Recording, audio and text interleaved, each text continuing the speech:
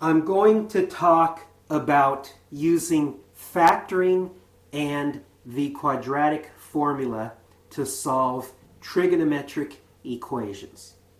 All right? Here is what's going to happen. So factoring and or the quadratic formula is going to allow you to solve for the values of trigonometric functions. Okay? Once you do that, there's another step where you solve for the measures of angles. Okay? First we solve for functions, then we solve for angle measures. Okay? Let me show you what I mean with an example. Suppose we wanted to find the solutions to this trigonometric equation.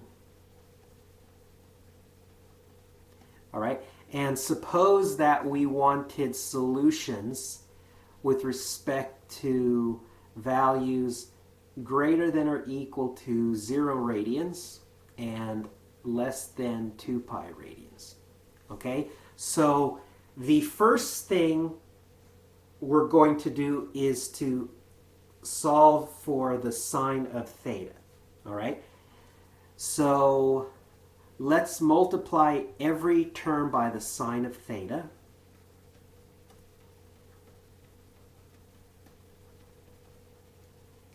Now let me subtract 3 from both sides.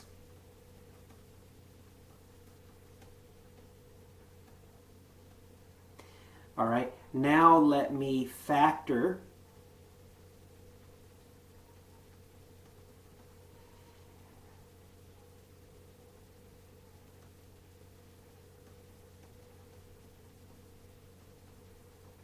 Okay, let's see. Does that work? 2 sine squared theta minus 3. Yes. All right, so apparently the sine of theta is equal to 3/2, or the sine of theta is equal to -1. Now, it's not possible for a sine value to be greater than 1. So we will discard the 3/2 solution. Okay?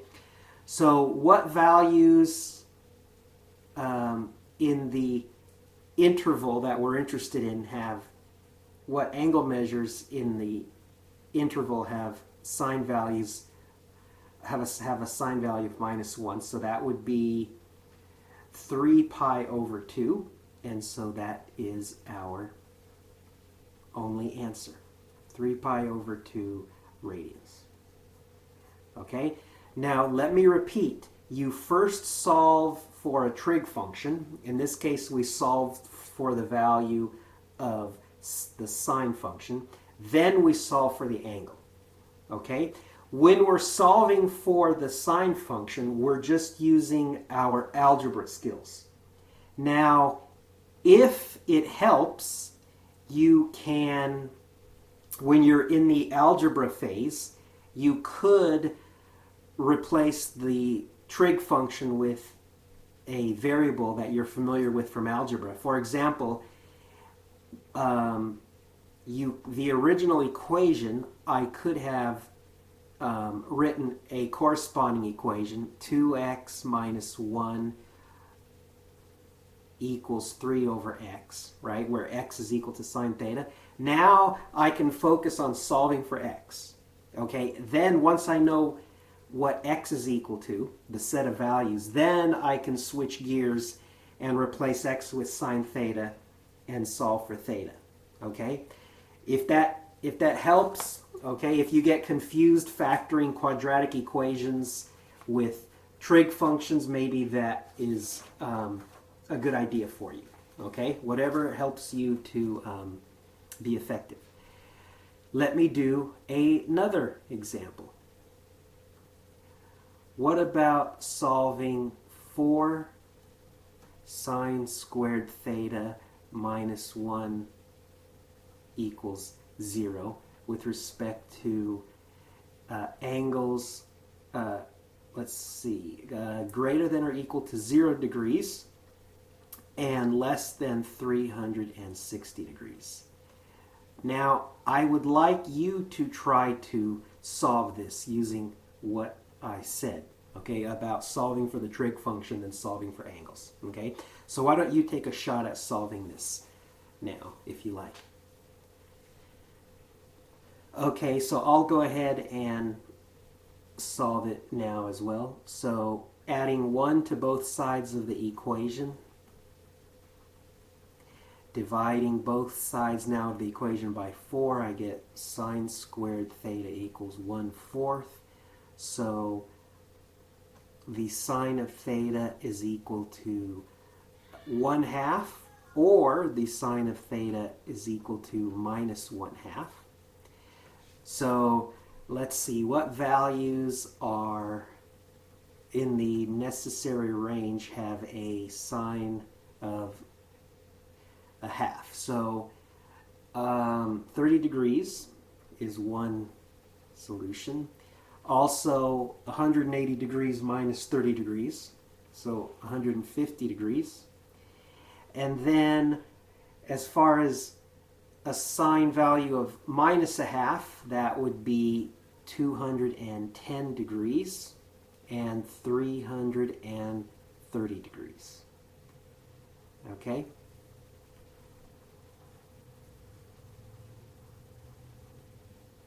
So those two examples used factoring.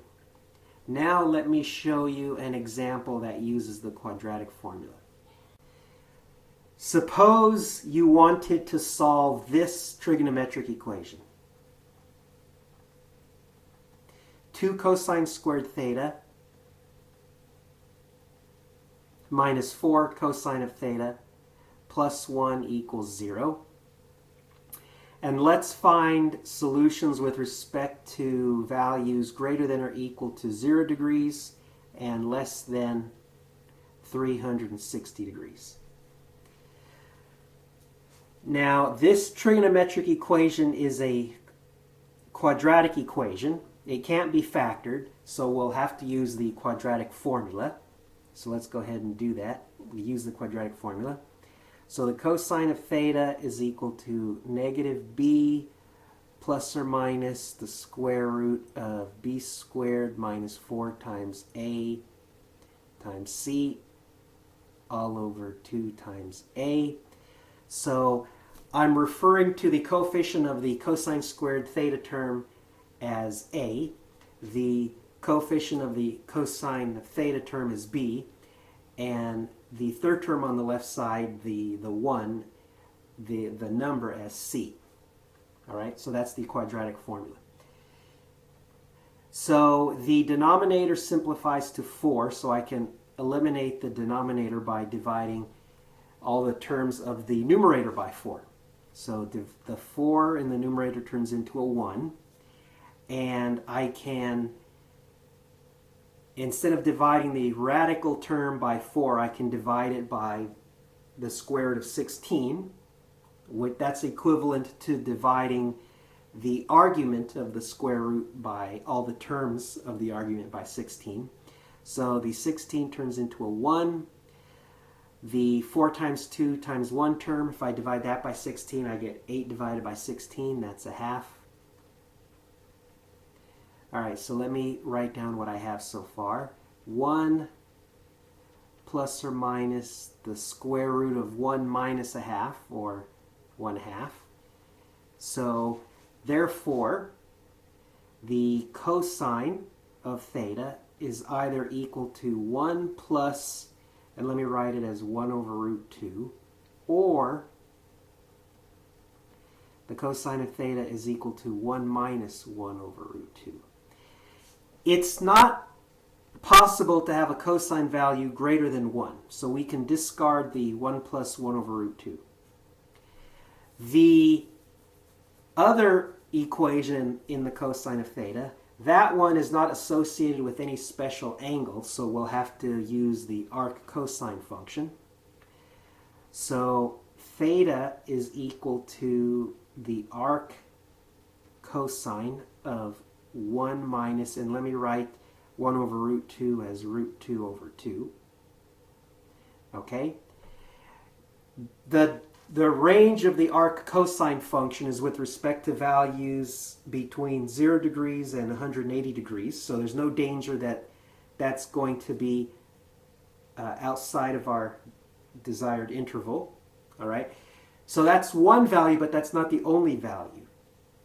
There is another value that also satisfies the equation. And that value is the following. It's 360 degrees minus that same arc cosine term.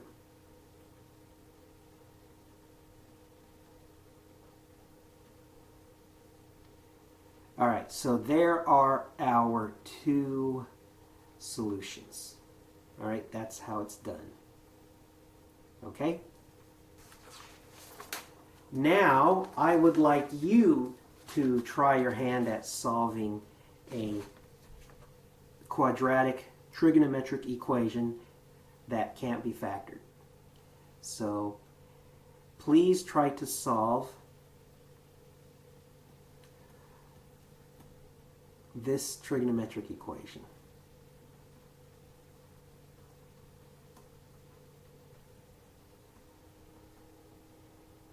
All right, and let's try to find all solutions, not solutions that are limited to some specified interval. All right, so I have 3 times the sine squared of gamma plus 3 times the sine of gamma minus 2 equals 0. Gamma is another letter of the Greek alphabet like theta and pi. All right, it doesn't really matter what variable we use for the angle measure. So anyways, pause the video and try to solve this equation for all possible values now, if you like. All right, so I'll go ahead and solve this using the quadratic formula. So the sine of gamma is equal to negative b plus or minus the square root of b squared minus 4 times a times c all over 2 times a, okay, where a, b, and c denote the coefficients of the quadratic equation. A is the coefficient of the quadratic term, and c is the numerical term, in this case the minus 2. And then b is, in this case, is the coefficient of the sine of gamma term.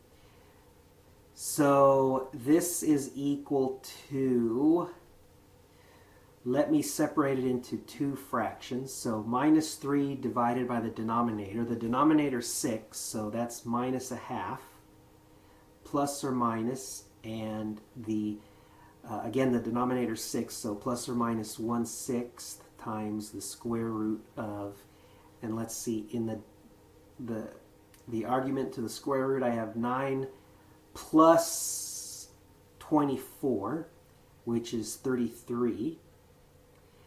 So let's see what we can do with that. So the sine of gamma is equal to minus 1/2 minus root 33 over 6, or the sine of gamma is equal to minus 1/2 plus the square root of 33 over 6.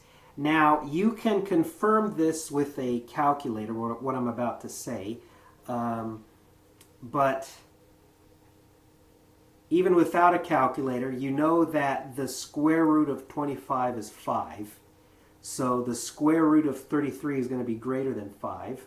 So can you see that minus 1/2 minus root 33 over 6 is going to be less than negative 1?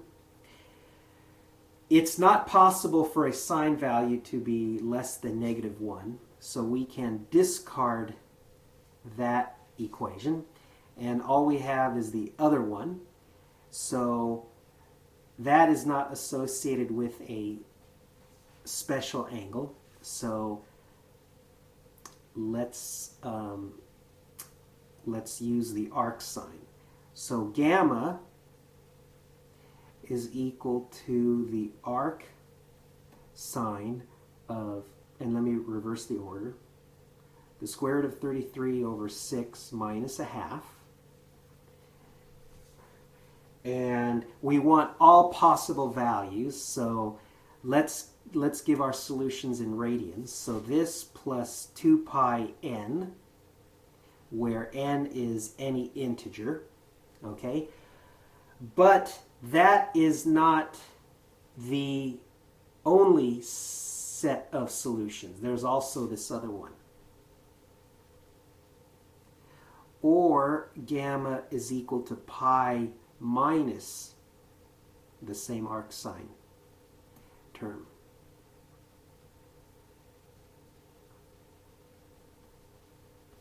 Okay, and once again we can add 2 pi n, okay, and we've got in the second solution set we have pi plus 2, a pi term plus 2 pi n. So let me package it all up a little bit better. So let's say the following. Let's say we'll say k is equal to the arc sine of root 33 over 6 minus a half. Let k equal that.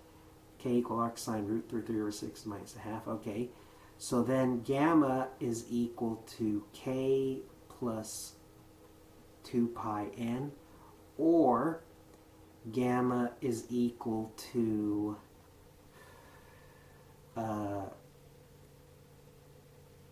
minus k plus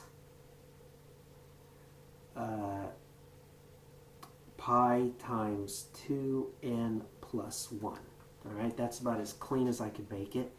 And that's for n equal to 0 or plus or minus 1 or plus or minus 2 and so on. There you go. That's all possible values.